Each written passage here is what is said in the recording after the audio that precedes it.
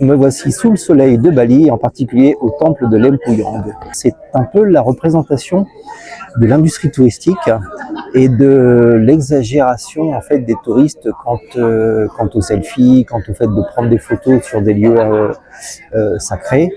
J'ai voulu passer par ici pour voir un petit peu de quoi il s'agissait.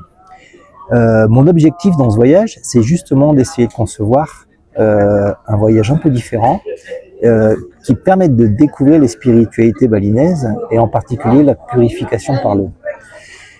Le plus difficile effectivement à Bali, c'est de faire la part des choses entre ce qui est de l'industrie autour des spiritualités et des pratiques véritablement authentiques. Essayer de comprendre pourquoi les Balinais sont aussi fervents d'offrandes et de rituels quotidiens pour honorer en fait leur divinité, tout ce qu'il y a autour, à savoir la relation avec la nature, avec ce qu'elle prodigue, ainsi que les montagnes environnantes. Vous voyez là-bas, tout le monde fait la queue pour essayer de se prendre en photo, en selfie. Donc les gens font la queue, ils appellent par numéro, alors l'attente peut être de plusieurs heures, de 2 heures à 5 heures, suivant la fréquentation du lieu. Alors c'est vrai qu'à Bali, le sacré est vraiment partout. Que ce soit dans la rue, sur un trottoir, au pied d'un arbre, à l'entrée d'une boutique, au seuil d'une maison. Et partout, il y a ces petites offrandes qui sont déposées avec une régularité presque quotidienne. Fleurs, encens, riz, parfois quelques pièces. Une beauté assez simple finalement, mais aussi une logique assez concrète. Parce que l'offrande ici, c'est pas seulement un symbole intérieur.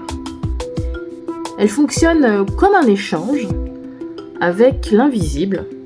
Et puis on va donner pour maintenir l'équilibre, pour apaiser, pour éviter que ça tourne mal, pour que les forces favorables le restent.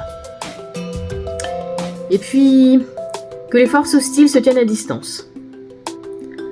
Alors c'est un langage de réciprocité, une sorte de contrat ritualisé entre le monde des humains et celui des puissances. Alors c'est vrai que ça peut dérouter le visiteur. Le cœur du rapport à Dieu s'est complètement déplacé. Il va être moins vers le geste qui achète cette paix, et davantage vers une relation personnelle qui va être fondée sur la foi, sur l'amour, sur la confiance. Alors dans le christianisme, le principe de l'offrande au sens transactionnel n'est vraiment pas central. Dans l'approche chrétienne, elle est même pas recommandée comme monnaie spirituelle parce que l'idée c'est justement qu'on ne marchande pas Dieu, on va pas négocier la grâce et on va pas payer l'amour. Alors forcément, quand on arrive en Asie, et Bali en est un miroir assez frappant, on va retrouver une continuité assez vivante des cultures d'offrande, plus de temples, plus de rituels, plus de gestes. Et avec cette continuité, quelque chose devient culturellement cohérent. Le sacré peut cohabiter avec le commerce. Vendre un selfie devant un temple, faire la queue pour la photo iconique devant la grande porte scindée en deux, finalement cette fameuse porte du ciel dont parlait William, ça va pas créer toujours la même dissonance qu'en Occident. Parce qu'il y a en toile de fond une émotion religieuse qui est tout à fait différente, une attention qui va être constante aux esprits, une crainte des entités perturbatrices, des démons finalement, au sens large. On construit des murets, on va tracer des seuils, on va multiplier des protections. Non pas par folklore, mais parce que l'invisible est perçu comme proche, actif, potentiellement instable. Et pour nous, ça va ressembler parfois à de la superstition.